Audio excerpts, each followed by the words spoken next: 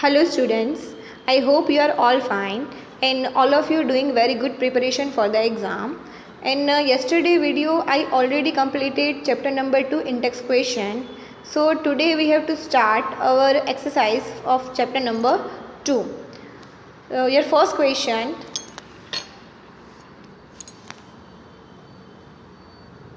And your first question is which separation technique will apply for the separation of the following. आपको नीचे A to Z सारी की सारी techniques दी हुई है और उसमें से आपको फाइंड आउट करना है कि कौन सी हमारी सेपरेशन टेक्निक अप्लाई होती है ये जो सॉल्यूशंस ये जो मिक्सचर्स दी है उसको सेपरेट आउट करने के लिए. ठीक है, सबसे पहली आपकी जो प्रिपरेशन है, सबसे पहले आपका जो मिक्सचर है वो है sodium chloride from its solution in water. Sodium chloride it means क्या होता है वहाँ पे NaCl. एंड NaCl किस में डिज़ोल्व है तो कि NaCl आपका डिज़ोल्व है वाटर के अंदर. NaCl मतलब हमारा सॉल्ट. ओके, सॉल्ट कहाँ किसके अंदर डिज़ोल्व है वाटर के अंदर. उसको आपको सेपरेट करना है. इट मीन्स वाटर अलग होना चाहिए और हमारे जो ये सोडियम क्लोराइड है वो अलग होना चाहिए. तो उसको सेपरेट आउट करने के लिए वहाँ पे कौन सी मेथड अप्लाई होती है तो कि वहाँ पे अप्लाई होगी क्रिस्टलाइजेशन और इवोपरेशन. दोनों आप कर सकते हो. अगर आप क्रिस्टलाइजेशन करोगे तो सॉल्ट के पार्टिकल अलग हो जाएगी और वाटर क्या हो जाएगा वहाँ पे इवोपरेट हो जाएगा. इसलिए उसको हमने क्या नाम दे दिया है कि सॉल्ट और NaCl और वाटर को अलग करने के लिए वहाँ पे यूज़ होगी आपकी कौन सी मेथड, क्रिस्टलाइजेशन और इवोपरेशन बोथ. सेकंड वन आपको दिया हुआ है ammonium chloride from a mixture containing sodium chloride and ammonium chloride. मतलब कि एमोनियम क्लोराइड किसके अंदर हमने डिसॉल्व किया है तो कि सोडियम क्लोराइड में. अभी आप यहाँ पे देख सकते हो कि एमोनियम क्लोराइड मतलब क्या जाएगा वहाँ पे NH4Cl और अगर आप सोडियम क्लोराइड की बात करोगे तो वहाँ पे क्या जाएगा NaCl. Again I repeat, ammonium chloride NH4Cl and sodium chloride NaCl. वो दोनों के दोनों कैसे फॉर्म में है तो कि वो दोनों के दोनों है सॉलिड फॉर्म में और उसको क्या करना है वहाँ पे सेपरेट करना है. किसके अंदर सेपरेट करना है तो कि उसको आपको सेपरेट करना है दोनों के मिक्सचर्स को. तो क्या होगा तो कि उसके लिए वहाँ पे यूज़ होगी सब्लिमेशन. सब्लिमेशन में क्या होता है तो कि your solid particle directly converted into the gas. It means यहाँ पे क्या होगा कि जो एमोनियम क्लोराइड है वो गैसियस के फॉर्म में बाहर निकल जाएगा और जो सोडियम क्लोराइड है वो वहाँ पे क्या हो जाएगा क्रिस्टल के फॉर्म में एज इट इज़ वहाँ पे रिमेनिंग होगा. ठीक है. Your third one question, small pieces of metal in the engine oil of the car. किसके पीस है वहाँ पे मेटल्स के. किसके अंदर है तो कि engine oil of the car. Car का जो इंजन होता है ना उसके अंदर है. तो वहाँ पे आपकी दो मेथड लिखी हुई है कि सेंट्रीफ्यूगेशन का भी यूज़ कर सकते हो एंड सेडिमेंटेशन. सेंट्रीफ्यूगेशन मतलब कि वहाँ पे क्या हो जाएगा सॉलिड और लिक्विड जब भी हमारे पास होते हैं. सॉलिड मतलब क्या है यहाँ पे मेटल और लिक्विड मतलब क्या है वहाँ पे हमारा ऑयल. उस टाइम पे हमारी ये सेंट्रीफ्यूगेशन मेथड यूज़ होती है जिसमें क्या हो जाएगा सॉलिड के पार्टिकल रिमेनिंग रहेंगे और जो लिक्विड के पार्टिकल होंगे वो इवोपरेट होके बाहर आने की ट्राई करेंगे. या तो सेडिमेंटेशन में क्या होता है वहाँ पे जम जाते हैं वो लोग, एक जगह पे स्टेबल हो जाएंगे. ठीक है. फिर आपकी जो प्रोसेस है वो है different pigments from an extract of the flower petals. Pigments मतलब कि इंडिकेटर्स आपको यूज़ करने, इंडिकेट करते हैं ना किसी को, उसको आपको अलग करना है. किसके अंदर से तो कि हमारी जो फ्लावर की जो पेटल्स होती है ना, फ्लावर की जो मतलब फ्लावर बहुत अलग अलग टाइप के आते हैं, आपके अलग अलग कलर्स के होते हैं. उसमें से आपको कलरफुल पिगमेंट मतलब कि इंडिकेटर्स आपको बाहर निकालने हैं. तो उस टाइम पे कौन सा यूज़ होगा तो कि वहाँ पे आपका यूज़ होगा क्रोमेटोग्राफी. क्रोमेटोग्राफी में होता यही कि जब भी हमारे कलर सब्सटेंस होते हैं और कलर सब्सटेंस को अगर आपको अलग करना है तो उसके लिए हम लोग ये मेथड यूज़ कर सकते हैं. कौन सी मेथड तो कि क्रोमेटोग्राफी. फिर है आपका बटर फ्रॉम कर्ड. बटर निकालना है किसमें से, कर्ड में से. तो वहाँ पे भी कौन सी आएगी आपकी सेंट्रीफ्यूगेशन. अभी इसमें आपको अगर याद हो तो मैं थोड़ा आप पता है ग्राइंडर करते हो. ठीक है. उसके अंदर क्या होता है कि बटर सारा बाहर ऊपर आ जाता है और नीचे आपका कर्ड रह जाएगा. अगर आप लोग कभी कर्ड के अंदर ब्लेंडर करते हो तो आपको पता है कि जो बबल सारे होंगे वो ऊपर आ जाएंगे हमारे बटर के और जो कर्ड है वो सारा क्या होगा नीचे हो जाएगा. तो ये सेंट्रीफ्यूगेशन मेथड हमारी उस टाइप की होती है. ठीक है. फिर आपका है ऑयल फ्रॉम अ वाटर. तो ऑयल को अगर वाटर में से अलग करना है तो वहाँ पे आपको यूज़ करना पड़ेगा वहाँ पे सेपरेटिंग फनेल. फनल मतलब एक ऐसी फनल आती है कि जिसके अंदर जो डेंसिटी वाइज जो लोअर डेंसिटी वाले होते हैं वो ऊपर होते हैं और जो हायर डेंसिटी वाले होते हैं वो क्या होते हैं वहाँ पे नीचे होते हैं। तो जैसे ही आप अगर ऑयल और वाटर को मिक्सअप करोगे और ऑयल और वाटर का आप सेपरेशन फनल में डालोगे तो वहाँ पे क्या हो जाएगा, वाटर और ऑयल के क्या दिखेंगे आपको, वहाँ पे 2 लेयर दिखेंगे। और वो 2 लेयर किसके होंगे, तो कि एक वाटर का होगा और एक ऑयल का होगा। सेपरेटिंग फनल का यूज़ करके आप पहले ऑयल को निकाल लो और बाद में किसको निकालोगे, आप वहाँ पे वाटर को आप वहाँ पे रिमूव कर सकते हो। फिर आपका है वहाँ पे tea leaves from the T. क्या करना है, टी लीव्स मतलब कि चाय के पत्ते को चाय में से अलग करना है। तो ऑब्वियसली वहाँ पे हैंड पिकिंग मतलब हाथ से आप चाय में से आप चाय के पत्ते बाहर निकाल सकते हो, वो ईजी है हमारे लिए। फिर है हमारा iron pins from a sand. Iron मतलब कि आपकी जो लोखंड हम कहते हैं वो उसकी जो पिन्स है उसको सैंड के साथ मिक्सअप किया हुआ है, ठीक है, सैंड के साथ वो घुल मिल गई है। तो उसको अगर आपको अलग करना है तो वहाँ पे आपका क्या यूज़ होगा, तो कि आपको सैंड और आयरन फिलिंग्स का जो मिक्सचर होगा उसके पास आपको एक मैग्नेट ले जाना है। अगर आप वहाँ पे मैग्नेट ले जाओगे तो सारी जो आयरन की जो पिन्स होगी वो क्या हो जाएगी, मैग्नेट के साथ अट्रैक्ट हो जाएंगी और उसके साथ क्या हो जाएगी, वहाँ पे चिपक जाएगी। तो जैसे ही वो चिपक जाएगी वो आयरन पिन अलग हो गई, सैंड हमारी अलग हो गई। तो इसको हमने नाम दे दिया है मैग्नेटिक सेपरेशन। ओके। फिर आपका है wheat grain from a husk. मतलब गेहूं के जो हमारे दाने होते हैं ना उसको उसके कचरे में से हस्क में से बाहर निकालना है। तो उसके लिए हमने ये पढ़ी है विनोइंग मेथड। और विनोइंग मेथड ऑलरेडी हमने स्टैंडर्ड 8 में कर लिया है कि वहाँ पे आप क्या करोगे, विनोइंग में आप एक सुपड़ी हम बोलते हैं उसके जैसा आप लोगे, उसके अंदर आप ये जो हस्क है वो डालोगे और उसको ऊपर से आप क्या करोगे, ऊपर से आप लोग उसको हवा जिस साइड हवा चल रही होती है उस साइड से आप उसको रोटेशन देना चालू करोगे तो वो आराम से हस्क सारा उड़ जाएगा और आपकी जो प्लेट होगी उसके अंदर क्या बचेगा, तो कि उसके अंदर ओनली आपके व्हीट के ग्रेन्स बचेंगे। और इसको हमने नाम दे दिया है विनोइंग मेथड। फिर आपको दिया हुआ है fine and particle suspended in a water. मतलब कि fine mud particle suspended mud के पार्टिकल्स जो वाटर में हैं उसको अगर यूज़ करना है तो जैसे सेंट्रीफ्यूगेशन उसमें भी ग्राइंडर होगा तो क्या हो जाएगा, पानी सारा का सारा ऊपर आ जाएगा और मड सारा का सारा क्या हो जाएगा, वहाँ पे नीचे स्टेबल हो जाएगा। और उसको हमने क्या नाम दे दिया है, उसको हमने नाम दे दिया है सेंट्रीफ्यूगेशन मेथड। समझ में आई बात स्टूडेंट इतनी? ओके, ये था हमारा first question. Now we have to go to the next one, your question number 2। ये एक ही बड़ा था लेकिन इजी था। योर क्वेश्चन नंबर 2 थोड़ा मैं जूम करती हूँ तो कुछ ज़्यादा समझ में आएगा। Question number 2, right the steps you would use for making tea. Use the word solution, solvent, solute, dissolve, soluble, insoluble, filtrate and residue. क्या दिया हुआ है कि आपको चाय बनानी है। चाय ऑब्वियसली चाहे बॉयज़ हो कि चाहे गर्ल्स हो सभी ने एक बार तो वहाँ पे बनाई होगी, ठीक है। और चाय बनाते समय आपको गुजराती स्टाइल में चाय घर पे बनाते ऐसे चाय नहीं बनानी है, आपको बनानी है केमिस्ट्री के स्टाइल में चाय बनानी है। और केमिस्ट्री की स्टाइल में चाय बनाते बनाते आपको वहाँ पे ये वर्ड सारे यूज़ करने हैं। कौन कौन से वर्ड्स यूज़ करने हैं, तो कि सॉल्यूशन यूज करना है, सॉल्वेंट किसको कहते हैं वो आपको बोलना है, सॉल्यूट किसको बोलते हैं वो आपको फाइंड आउट करना है, डिजॉल्व कौन होगा वो आपको चेक करना है, सॉल्यूबल कौन होगा वो भी आपको चेक करना है, इनसॉल्यूबल कौन रहेगा वो चेक करना है, कैसे फिल्ट्रेट करेंगे और कौन से रेसिड्यू बचेंगे ये सब भी आपको मुझे बताना है, ठीक है। तो ऑब्वियसली जो चाय बनाते हैं तो चाय बनाते समय हमें किस किस की ज़रूरत है, तो कि भाई चाय पत्ती चाहिए, शुगर चाहिए, अदरक चाहिए और मिल्क चाहिए एंड वाटर चाहिए। चाय का मसाला भी डाल सकते हो अगर आपको अच्छी चाय कड़क चाय पीनी है तो, ठीक है। सबसे पहले यहाँ पे बात करते हैं हम लोग सॉल्वेंट की कि सॉल्वेंट कौन सा होगा, तो कि 2 हमारे सॉल्वेंट हो सकते हैं। एक हो सकता है हमारा मिल्क एंड सेकंड वन हो सकता है हमारा वाटर। वाटर तो आएगा ही आएगा। तो देखो यहाँ पे लिखा हुआ है take the solvent water in a kettle. मतलब एक वेसल लेना है उसके अंदर आपको वाटर डालना है और वाटर क्या जाएगा हमारा सॉल्वेंट। उसको क्या करना है हमें गर्म करना है, heat it. When the solvent boils add the solute milk and water from a solution.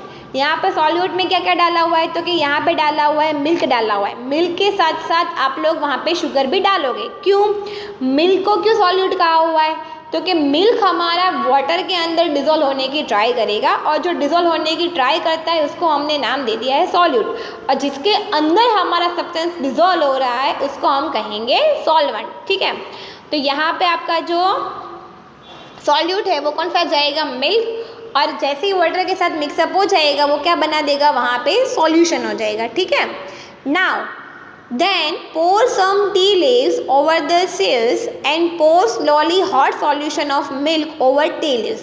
मतलब अभी आपको क्या करना है, वहाँ पे चाय पत्ती डालनी है, और वो चाय पत्ती वाला जो सॉल्यूशन है, चाय पत्ती, वाटर और मिल्क वाला, उसको आपको हीट करना है। ठीक है, होगा क्या, आपको कैसे पता चलेगा कि चाय बन रही है, तो कि जैसे जैसे आप उसको हीट करते जाओगे वैसे वैसे उसके जो कलर्स है वो क्या होते जाएंगे, वहाँ पे चेंज होते जाएंगे, और जैसे ही कलर हमारा टी का चेंज हो जाएगा हमें क्या मिल जाएगा, तो कि हमें पता चल गया कि हाँ भाई हमारी चाय बन गई है।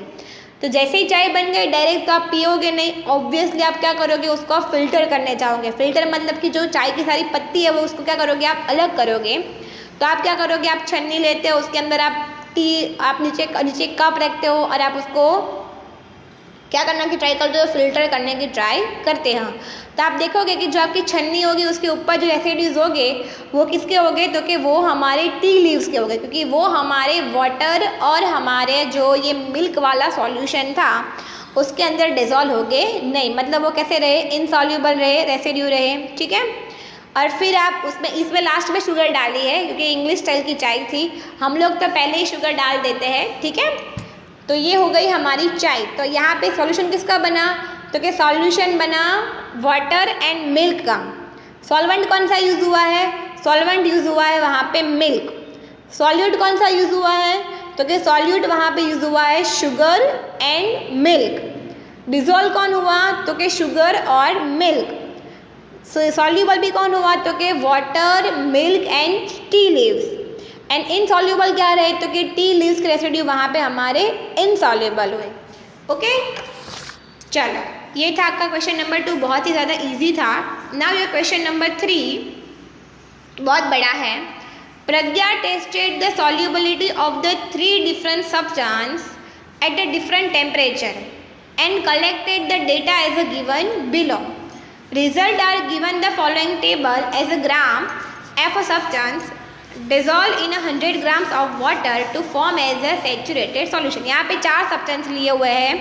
फर्स्ट वन है वहाँ पे पोटेशियम नाइट्राइट मतलब कि KNO3।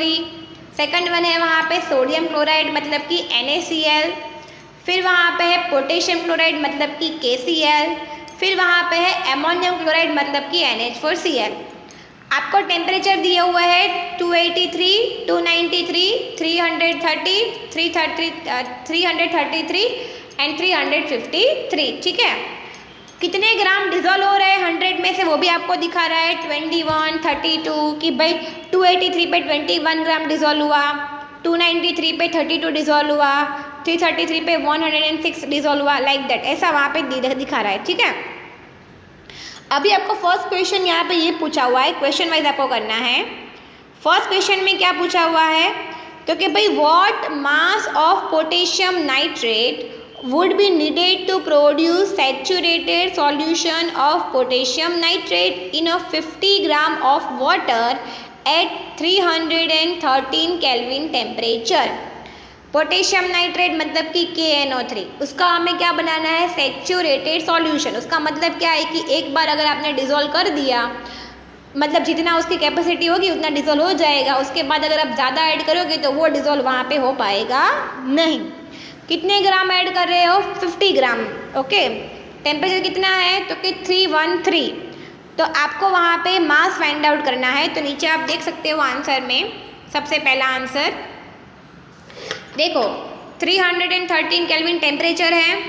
Potassium nitrite for saturated solution कितना था हमारा, 100 ग्राम्स ऑफ द वाटर। कितना ग्राम है, तो कि वहाँ पे दिया हुआ है 63, क्योंकि आप टेबल में देख सकते हो कि 313 केल्विन पे पोटेशियम नाइट्रेट कितना दिया हुआ है, वहाँ पे आपको 62 दिया हुआ है। तो यहाँ पे कितना लिया हमने, 62 gram. Now potassium nitrate for saturated solution of 50 gram of the water is a 31। अभी क्वेश्चन ये आता है कि 31 कहाँ से आया, कोई आइडिया है 31 कैसे आया आप लोगों का स्टूडेंट, येस या नो? यस, सो हाँ 31 कैसे आया?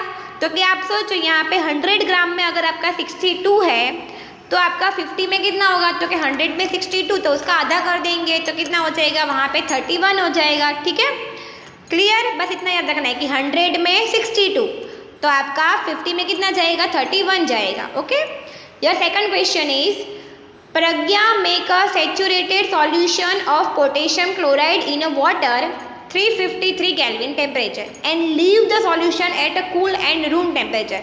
कि प्रज्ञा ने क्या किया? सैचुरेटेड सॉल्यूशन बनाया किसका? पोटेशियम क्लोराइड का। टेम्परेचर गया है वहाँ पे 353 केल्विन और फिर उसने सॉल्यूशन को छोड़ दिया है ठंडा होने के लिए। What would she observe as the solution cool? Explain कि उन्होंने क्या ऑब्जर्वेशन किया जब हमारा सॉल्यूशन ठंडा हुआ तब। तो यहाँ पे क्या हुआ? तो कि some amount of dissolve potassium chloride will reappears as undissolve solid as a solubility of the solute decrease with the decrease of the temperature. मतलब कि उन्होंने स्टार्टिंग में क्या किया था कि पोटेशियम क्लोराइड को वाटर के अंदर डिजॉल्व करना चालू किया था, लेकिन जैसे ही उन्होंने उसको रूम टेम्परेचर के ऊपर कूल होने के लिए रखा तो आफ्टर सम टाइम उन्होंने क्या ऑब्जर्वेशन किया कि थोड़े हमारे पोटेशियम क्लोराइड के जो पार्टिकल्स थे वो कैसे थे? वहाँ पे अनडिजॉल्व थे, मतलब कि वो वहाँ पे डिजॉल्व नहीं हो रहे थे। और क्यों डिजॉल्व नहीं हो रहे थे? क्योंकि जैसे जैसे हमारा टेम्परेचर डाउन जाता है वैसे वैसे वहाँ पे उसकी जो सॉल्युबिलिटी होती है वो क्या होती जाती है? तो कि वो वहाँ पे डिक्रीज होती जाती है, जिसकी वजह से वो डिजॉल्व वहाँ पे नहीं हुआ। Okay, now see find the solubility of each salt at 293 kelvin which salt has the highest solubility in this temperature. आपको वहाँ पे टेबल में चेक करना है 293 केल्विन टेम्परेचर और वहाँ पे आपको उसकी सॉल्युबिलिटी चेक करनी है। ओके, यहाँ पे गलती से आपका लिख दिया है उन्होंने 393 बट आपको वहाँ पे 293 लिखना है। ठीक है, तो आप देख सकते हो कि 293 पे पोटेशियम नाइट्रेट कितना है? 32। देन आफ्टर सोडियम क्लोराइड कितना है? तो के 36। फिर आप देख सकते हो कि पोटेशियम क्लोराइड कितना है? तो के 35 एंड एमोनियम क्लोराइड कितना है? तो के वहाँ पे 37। तो आपको क्या लगता है कौन सबसे ज़्यादा होगा? तो कि सबसे ज़्यादा मुझे यहाँ पे दिख रहा है हमारा 37। किसका है? तो कि एमोनियम क्लोराइड का। It means ammonium chloride salt has the highest solubility at this temperature. Okay, now fourth one, what is the effect of change of temperature on the solubility of the salt?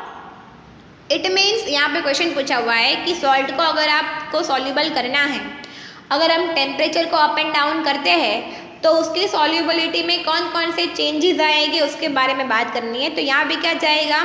तो कि solubility of the salt क्या होगी हमारी? Increase. कब increase होगी? तो कि जब हमारा टेम्परेचर इंक्रीज होगा तब। When ever your temperature increase soluble, क्योंकि जितना आप सोचो कि आपने 2 वाटर लिए, 2 वाटर में एक आपका है हॉट वाटर और एक आपका है वहाँ पे कोल्ड वाटर। आप लोग हॉट वाटर में शुगर डालोगे और आप लोग कोल्ड वाटर में शुगर डालोगे तो आपका क्या ऑब्जर्वेशन होगा? तो कि हॉट वाटर की जो शुगर होगी वो जल्दी डिज़ोल्व हो जाएगी और कोल्ड वाटर की शुगर को डिज़ोल्व होने में टाइम जाएगा। क्यों? तो कि हॉट वाटर का टेम्परेचर क्या है वहाँ पे ज़्यादा है और कोल्ड वाटर का टेम्परेचर क्या है वहाँ पे कम है। इसकी वजह से टेम्परेचर जिसका ज़्यादा होगा उसकी वहाँ पे सॉल्युबिलिटी भी क्या होगी? वहाँ पे ज़्यादा होगी। ठीक है, ये था आपका question number 3। Now there question number 4, explain the following by giving the example. आपको 4 नाम दिए हुए हैं। फर्स्ट है आपका सैचुरेटेड सॉल्यूशन, सेकंड वन है आपका वहाँ पे प्योर सब्सटेंस, थर्ड वन वहाँ पे आपका है कोलाइड और नेक्स्ट वन है आपका वहाँ पे सस्पेंशन। मतलब उसको आपको डिफाइन करना है विथ एग्जाम्पल। ओके, तो सबसे पहले हम बात करेंगे सैचुरेटेड सॉल्यूशन की। तो क्या जाएगा वो हमारा? तो कि saturated solution in which no more solid particle dissolve at a given temperature. मैंने जैसे बोला था कि कुछ टाइम तक सॉलिड पार्टिकल हमारे सॉल्यूशन के अंदर डिजॉल्व होंगे, आफ्टर सम टाइम सॉलिड के पार्टिकल सॉल्यूशन के अंदर डिजॉल्व होंगे नहीं। उसको हमने नाम दे दिया है सैचुरेटेड सॉल्यूशन। ठीक है, सपोज यहाँ पे दिया हुआ है कि 50 ग्राम हमने सॉल्यूट लिया हुआ है और वो किसके अंदर डिजोल्व हो सकता है, हमारा 100 ग्राम में डिजोल्व हो सकता है। लेकिन अगर आपने 150 ग्राम अगर सॉल्यूट लिया और उसको आप 100 में डिजोल्व करना चाहोगे तो वो आपका डिजोल्व हो पाएगा नहीं, क्योंकि उसकी कैपेसिटी क्या हो जाएगी, वहाँ पे ख़त्म हो जाएगी। ठीक है। फिर सेकंड वन आपका है वहाँ पे प्योर सब्सटेंस, तो कि उसके अंदर क्या जाएगा, तो कि pure substance consist of the single metal of the particles, मतलब कि सिंगल पार्टिकल, उसके अंदर कुछ भी मिक्सअप नहीं होगा, ओनली वो सिंगल फॉर्म में मिलेगा, उसको हमने नाम दे दिया है प्योर सब्सटेंस। और अगर आपको सेपरेट करना है तो वहाँ पे कोई फिजिकल मेथड भी हमारी यूज़ नहीं हो सकती। क्यों, तो कि उसका जो कलर होगा वो सेम रहेगा, उसका टेस्ट होगा वो सेम रहेगा, उसका टेक्सचर है वो भी सेम रहेगा, उसका टेम्परेचर, प्रेशर सब कुछ सेम रहता है। वो कहीं भी दुनिया के किसी भी कोने में जाओ वो चेंज नहीं होता है। उसको हमने नाम दे दिया है प्योर सब्सटेंस। यहाँ पे एग्जांपल में लिखा है वाटर। वाटर आप चाहे इंडिया में रहो, चाहे आप आउट ऑफ इंडिया जाओ, तो भी वाटर का जो कलर है, वाटर का जो टेस्ट है, वाटर का जो टेक्सचर है, उसका जो प्रेशर है, उसका जो टेम्परेचर है, उसमें चेंजेस नहीं आएंगे। हाँ, प्लस माइनस हो सकता है, लेकिन वाटर वाटर होता है। क्लियर। चलो, फिर वहाँ पे लास्ट 2 है कोलाइड एंड सस्पेंशन। ठीक है। कोलाइड और सस्पेंशन हम लोग कल के वीडियो में कंटिन्यू करेंगे। आज के लिए बस हमारा इतना काफ़ी है, वरना फिर आप लोग बोर हो जाओगे। ठीक है। सो कोलाइड और suspension we can continue tomorrow. यहाँ तक जितना मैंने समझाया है उतना एक बार देख भी लेना, समझ भी लेना, और कोई भी अगर आपको डाउट्स हो तो you have to ask in a live session. Okay, I will solve your query. Okay, so I hope you are all understand. So thank you so much for listening me. Bye everyone.